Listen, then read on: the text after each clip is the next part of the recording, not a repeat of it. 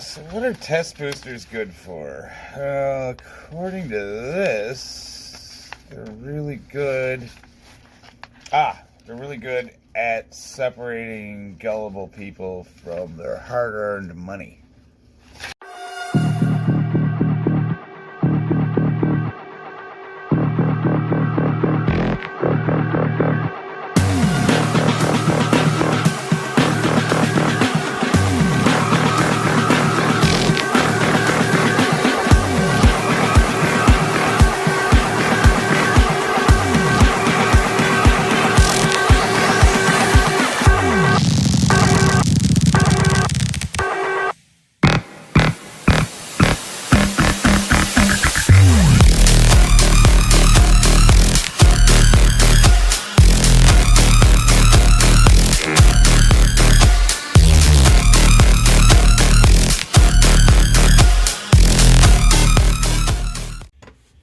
Alright, so for the two people that actually watch these videos, I'm doing a short Q&A.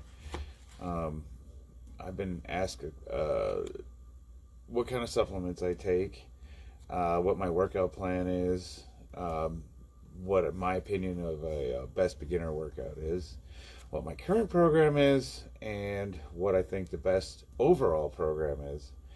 So for starters, let's start with the most important one. Are you natural? Are you a natural lifter?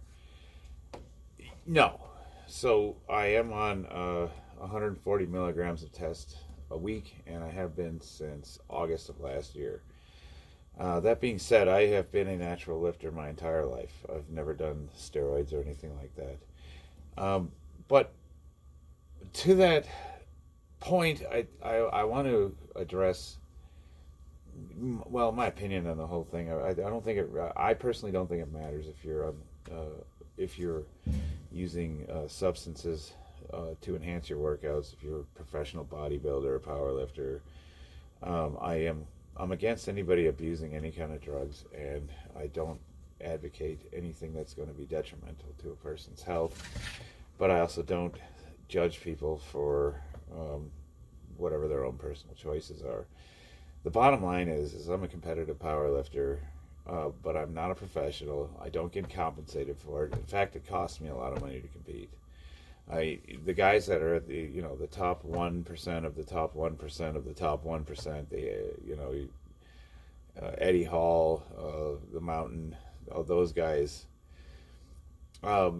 if they just relied on the income that they made from the sports itself, I make more as a safety manager than they do. A lot of what they get is from endorsements and other deals, and it's oftentimes to become an elite level athlete. It's a springboard into like the Mountain, for example. He's broken into movie or television roles. A lot of these guys, like Arnold Schwarzenegger, became an actor. But there's not a huge monetary incentive to becoming an elite level athlete if you just go off what you make from the sport itself. So what does it matter? I'm going to be 47 years old this year, and it's not like if I were to choose to go down that road, it wouldn't be harming anybody but myself. And since I'm not getting anything out of it, what difference does it make? The guys were complaining, about Sylvester Stallone, like, oh, there's no way he's natural, like that guy's on everything. Well, yeah, I mean, he makes his money by part of his appeal is his physique, and that's how he makes his money. So, like, why wouldn't he do whatever he could to look his best for as long as he can? I mean, the guy's in his 70s. I mean, why would you begrudge a guy that's obviously in the twilight of his years, taking advantage of whatever he could to, extend his ability to look his best as long as he can. The clock stops for nobody. Eventually, we're all going to decline. I would argue that, yes, it's cheating if you are competing against people that are natural and it's an unfair advantage, I'm obviously against that. But for example, like in the United States Powerlifting Association has two divisions, tested and untested.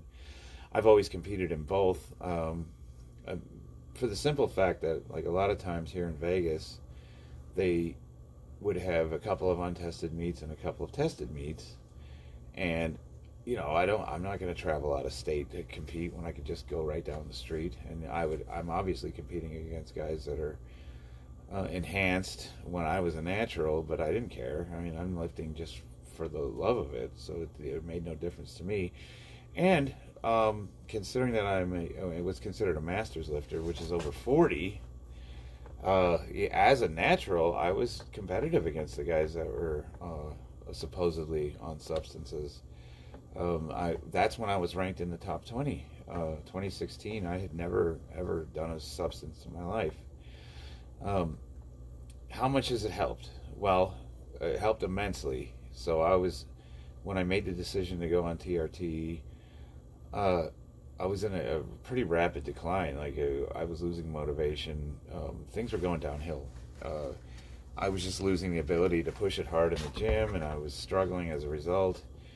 And so, I went ahead and made that decision. And since I've made that decision, I feel like a 20-year-old again. Like, my numbers are not only back up to where they were previous to that. I'm at a lighter weight. I'm older, and I'm pushing more weight. I'm stronger.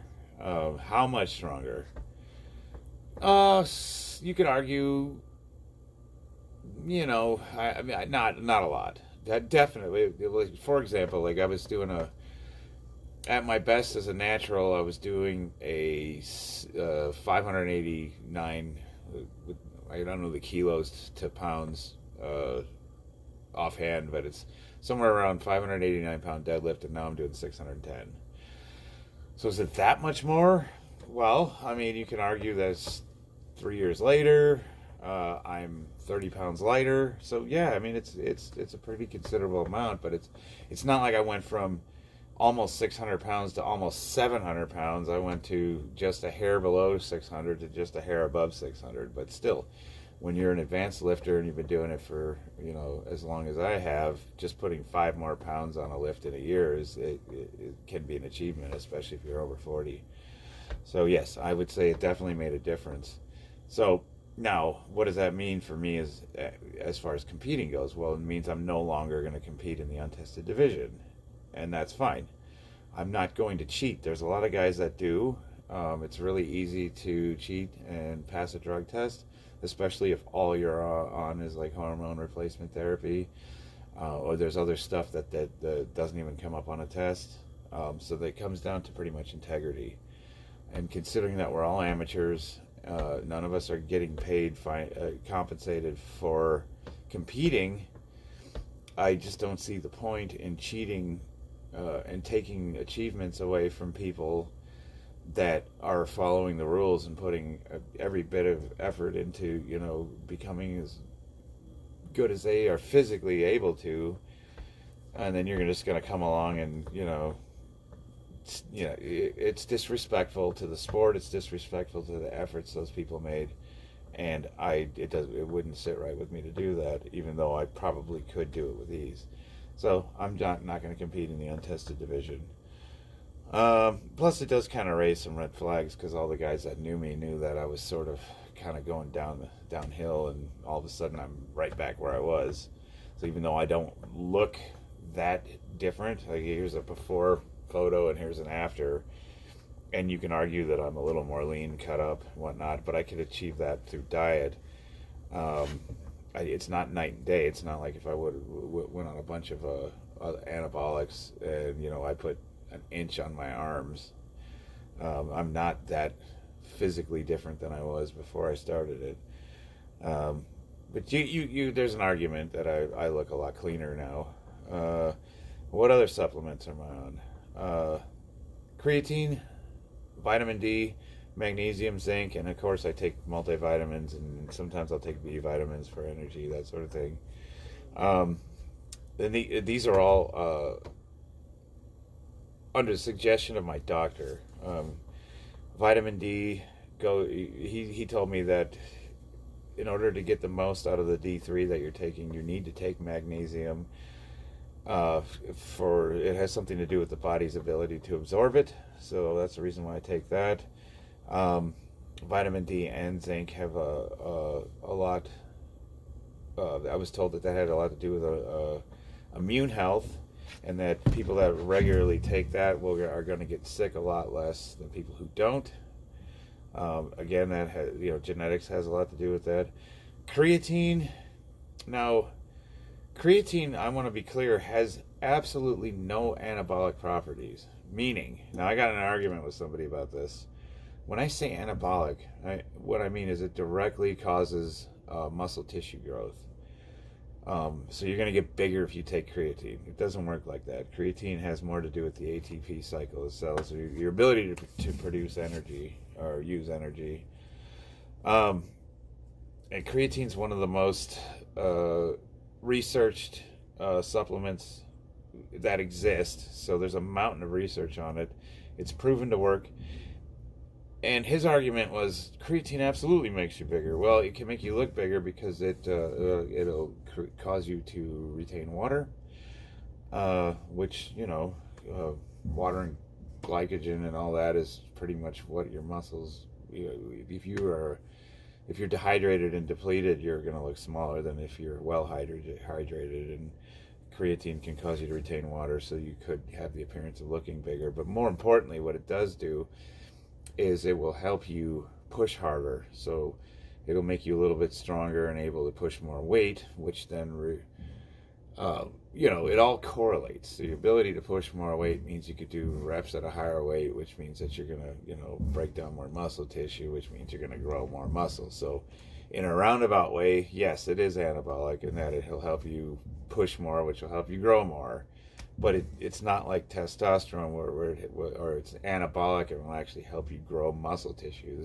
There's studies that suggest that you can, especially with patients that have never worked out or have atrophied from injury, some anabolics, there's studies that have shown that some anabolics have caused people to grow additional or gain additional muscle mass without doing any exercise or resistance training. Small amounts. Creatine will not do that. If you could take all the creatine that you could possibly stomach to the point of poisoning yourself, and if you don't work out, you're not going to gain a single cell more of muscle. And that's all I take. The next question is test boosters. What's your thought on test boosters? I think they're garbage. I was looking at an obscure study that suggested that due to a pharmacological trick that some test boosters play on your body, it will stop your body from absorbing testosterone properly, which will elevate test levels in your blood. So if you took a blood test, it would show elevated test levels. So to that, yes, technically you have a higher free available testosterone in your blood, but your body can't use it. It's and it's according to this, it's actually poisoning your body. So you're harming yourself by doing this. So it's a fake out. It's pseudoscience. They can put it on a label and says that it will increase your testosterone levels in your blood, but it's at the expense of your body being able to actually use the testosterone that you're producing naturally properly, and that's messing you up. So that's actually causing harm. But most test boosters are just snake oil. They're fancy crap that these. What's the word you want to stay away from? Some sort of, what is it? Proprietary blend. If you see proprietary blend on any label, that is their way of getting around legally saying what they put in their product. And worst case scenario, some of the ones on the market, there was a couple of different pre-workouts that were actually sneaking anabolic substances in their proprietary blend, and then they had guys that were competing and they were popping on piss tests. Problem with that is if you do that in the USPA, whether it's an accident or not, and I guess you can appeal it, but let's just say you pop on a piss test after, getting best lifter to meet, they will ban you for life from competing in the untested division. So it's, you definitely want to know what you're taking. But for the most part, proprietary blend just means garbage. It's all nonsense. And here's the other thing: test boosters. If you, they're usually based on a subscription. So like if you go with what's that one? Testofen. It's I forgot, the Nugenics or something like that.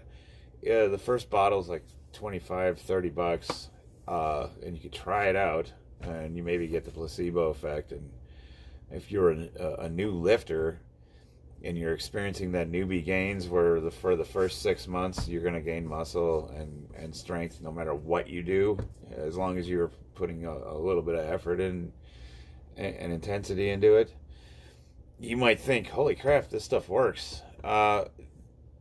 After the first 30-day trial, it then becomes a subscription where they bill your account $89 a month. Well, for $89 a month, I can get 2 months, a 2-month supply of real testosterone. So if you're, and you don't have blood work, you don't really know what you're doing to your body, you have no idea what your levels were to begin with, you don't even know if you need this stuff, it's just saying, more testosterone equals more muscle. Okay, you're spending a lot of money on a product that doesn't do anything.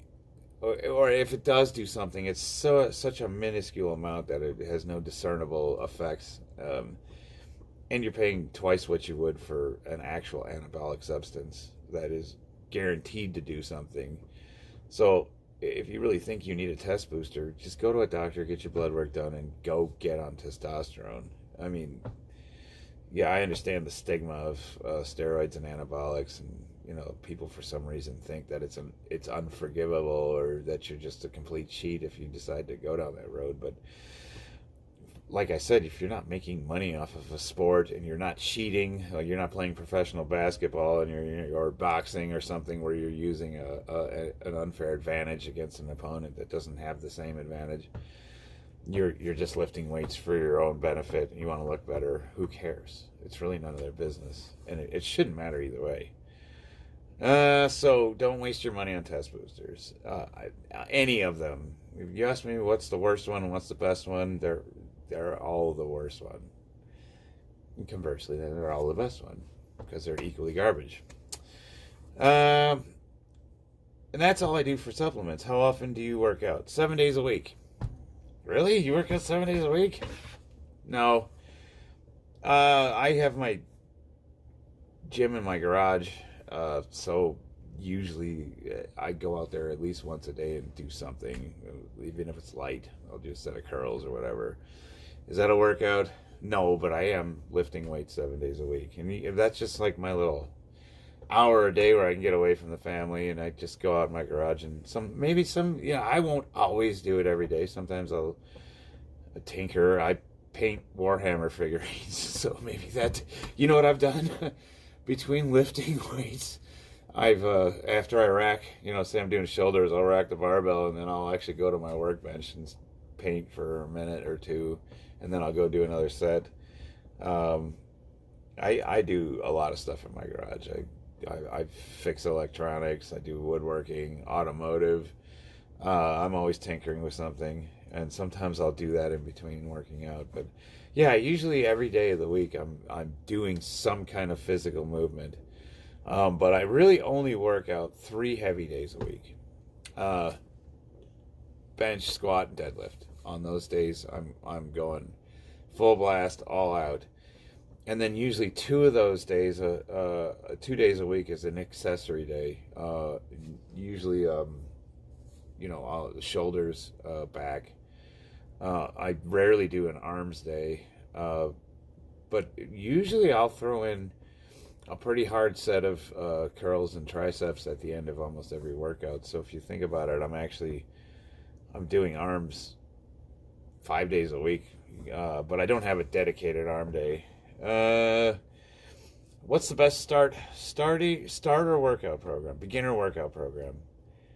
In my opinion, the absolute best program that a new lifter can get on if they have the equipment is the 5x5, specifically starting strength.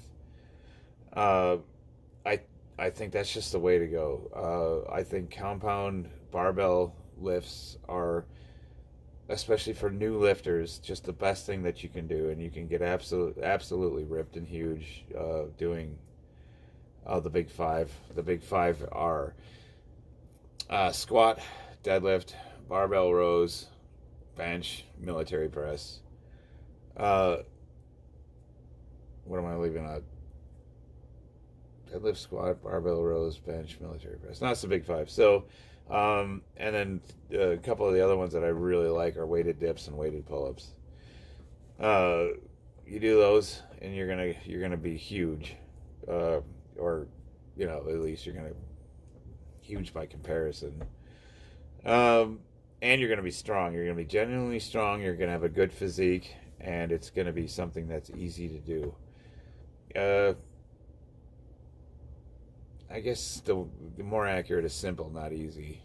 Nothing good is easy, but it is simple. So it's simple, it's straightforward, and you don't have to spend 2 hours in the gym doing a bunch of isolation and accessory workouts. I do a lot of isolation lifts, but I've gotten to a point where I would consider myself an advanced lifter. So even now, the majority of my workout is barbell workouts. What is my current program? I do it's a more advanced variation. It's a hybrid. I would say splits the difference between the 5x5 and Westside Barbell's conjugate program, and that's the Wendler 531. Wendler. Look it up. Wendler 5/3/1. It's everything that's good about the 5x5, but it mixes in built-in periodization. It rotates your rep ranges every week through the compound lift. So 1 week you're doing sets of 5x5. The next week you're doing a 3x3, and then the week after that you're doing heavy singles. But it does throw other variations, like your end all working set is an AMRAP, which is as many reps as possible. That your final working set is always to failure. And I think it's awesome because the problem with the 5x5 is, as you get more advanced and you start every week you're supposed to add a little more weight to the barbell. Well, let's think about this. Let's say you're squatting 4 reps for sets of 5. You're squatting 225. Next week you're squatting 230. Next week 235, and you keep going up and up and up. Well, after a while, what are you putting on? 350, 370, 390 pounds, and you got to do 5 sets of 5, and it just gets to a point where that's so much weight that workout is a grind. It just becomes impossible to get through. It just sucks. So by doing this, you still get the same benefits as that program, but it switches things up so it's not as monotonous. What do I think the best program out there is? The best program is whatever works, especially if you're a beginner or intermediate.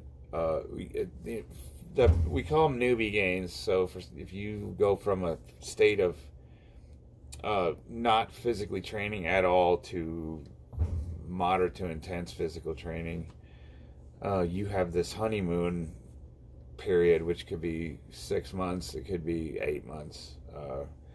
If you're going at it hard enough, it's not going to be a year, but essentially whatever you do is going to work. Even if you're working out with bad form, or you're sloppy, or you don't have your rep ranges dialed in, you're gonna see notable improvements, because you're going from not training at all to stressing your body, and your body's going to adapt to that. And at first, it just seems like the sky's the limit. I when I first started lifting, I couldn't bench 135 pounds, and within 6 months, I had 2 plates on the bar, and I'm like, man, if I'm adding 10 pounds a week to my bench. Holy crap! A year from now, I'm going to be benching 500 pounds.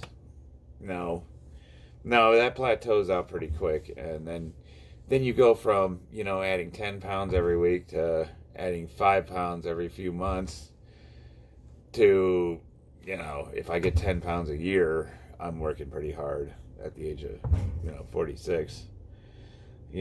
Reality sets in pretty quickly, and that's when you got to start getting creative. But if for the most part, if you're a beginner, just do whatever you're going to stick with. And as you get into it more, and a day becomes a week, becomes a month, becomes a year, as a routine sets in, you can make adjustments down the road. Now, conversely, what's the worst program? CrossFit. No, I'm just kidding. I don't have a problem with CrossFit. CrossFit's actually kind of fun. Here's my issue with CrossFit. It depends on what gym you go to. I watch these guys doing high rep compound movements like squatting and overhead presses, and they're just throwing the weights around with awful form. And as a power lifter, somebody who like meditates on his form and tries to get it exactly dialed in for every rep, I watch these guys and I'm like, oh my God, all I'm looking at is injuries. You don't want to do high rep, high speed, no rest squats, to failure for sets of 20 or whatever.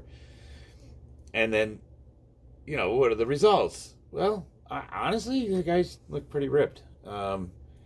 It seems like it sort of splits the difference between resistance training, weight training, and cardio. So you're getting both. So they're getting stronger and they're getting ripped. I can't, if you like doing CrossFit, go for it. I usually, after I do powerlifting meets, I'll stop the heavy lifting for a couple months, and I'll usually try to do something new, something I hadn't done before. Like last year, I just did body weight playground routines, like you see these YouTubers, and they go to the local playground and they do like dips and pull-ups and all sorts of weird stuff on the monkey bars. And a few months ago, I tried CrossFit. Now I'm trying Olympic lifting. I'm trying to learn how to do like power cleans and the snatch and that sort of thing. That I'm finding Olympic lifting to be really hard.